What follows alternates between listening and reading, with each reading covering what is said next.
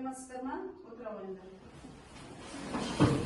Ол 259 тоғы, балалар үйге тапсырма берілген болатын, сендерге тұрақты электр тоғының пайда болу шарттары, оң заңы, өткізгіштерді тізбектей және параллель жалғау. Тапсырма берілген, презентация, барлық анықтамаларды жаттап берілді. Кімде бар екен? Презентацияны кім түсіріп келді? Біз дайынымыз, шығамыз. Кім? Айлина, Шефрезат, Назерке. Электр тоғымен тізбек бөлігінен Жақсы. Ал, бастай қойыңдар. Ал, бастаймыз. Біздің презентацияда электр тоғымен тізбек бөлігінен алған ойындан көрсететін боламыз. Біріншісі кіріспен. Электр тоғы деген сол өткізгіш арқылы зарядтардың бағытталған қозғалысы. Тізбек бөлігі электр тізбегіндегі жеке элементі немесе бөлігі. Тізбек бөлігіндегі оң заңы ол тоқ, күш, кернеу мен кедергісінің арасындағы байланысты көрсетеді. Енді тізбек бөлігі туралы айтып кетсек.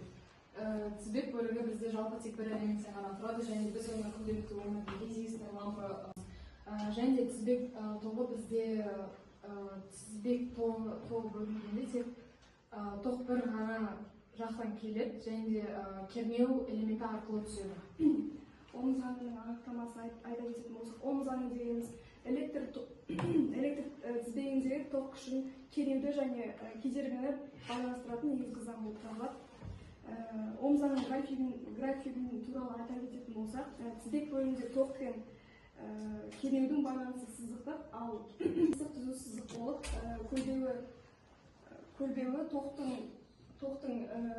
кедергісіне кері пропорционалды болады. Тәжірибелік көрсеткенге келетін болсақ, оң заңмен көрсетуге болады. Біз оны резистор, батарея және альтернативмен көрсете аламыз. Кедергісін өзгертіп тоқ күшін қалай өзгеруін бастай аламыз. Бұл тәжірибе тоқ, кернеу және кедергісінің байланыстарын бізге нақты көрсетеді. 1827 жылы Георг Ом неміс физигі ашқан материалға байланысты кедергіс өзгереді. Яғни кедергісте материалға байланысты өзгереді. Мысалға мыс, алюминий ол кедергісте аз болады, ал резисторда көп болады. Презентация түсінікті ғой, балалар, егер түсінікті болса, мына сұрақтарға жауап береміз. Электр тоғы дегеніміз не? Электр тоғы дегеніміз электр зарядының кез келген реттелген қозғалысы электр тоғы деп аталады. Жақсы. Электр тоғының пайда болу шарттары кім айтады? Айта ғой. Пайда болу шарты. Электр тасымалдаушылар керек, яғни ион зарядтар керек, сонымен қатар электр өрісі болу керек, яғни кернеу. Жақсы. Ары қарай келесі сұрақ балалар. Тұрақты электр тоғы дегеніміз не?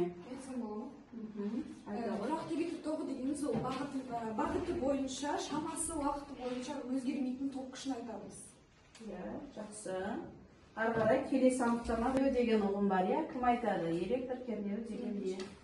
Бұл өткізгіштік пен екі нүктесі арасындағы зарядтарды жылжытуға көмектесетін күш деп айтсақ болады, және де оның формуласы жұмыс өрісі бөлінген заряд. Жақсы.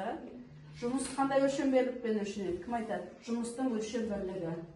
Олар ЕқК деп аталады, электр қозғаушы күш. Эпсилон әрпімен белгіленеді. Кім айтады?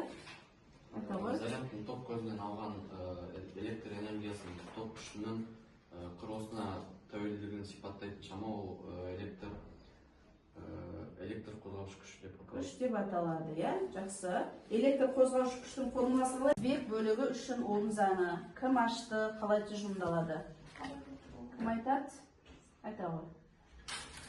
Оң заңы дегеніміз электр тізбегіндегі кернеу, кедергі немесе тоқ күшіндегі арасындағы байланысты сипаттайтын заң. Оның формуласы I тең болады, кернеу бөлінген кедергі. Жақсы. Тағы кім айтады? Азер айтады. Тағы бір қайталай. Тізбек арқылы өтетін тоқ күші тізбек ұштарындағы кернеуге тура пропорционал, ал оның кедергісіне кері пропорционал. Жақсы. Тоқ мәселесі бар ма? Ол заңды негізінен Георг Симонов 1827 жылы ашқан болатын. Жақсы. Енді өлшем бірлікпен айтып жүрек, балалар IUR. Ары қарай тізбек бөлігі үшін оң заңы қалай тұжырымдалады? Кім ашты, қай жыл ашты? Кім айтады? Кім айтады? Айта ғой. Оң заң дегеніміз электр тізбегіндегі ток күші кернеу немесе кедергінің арасындағы байланысты сипаттайтын заң. Оның формуласы А тең болады В бөлінген R. Яғни кернеу бөлінген кедергі. Жақсы. Ол бөлінген R, жақсы. Тағы кім айтады? Тізбек бөлігі арқылы өтетін ток күші тізбектегі ұштарындағы кернеуге тура пропорционал, ал кедергісіне ол кері пропорционал болып келеді. Жақсы.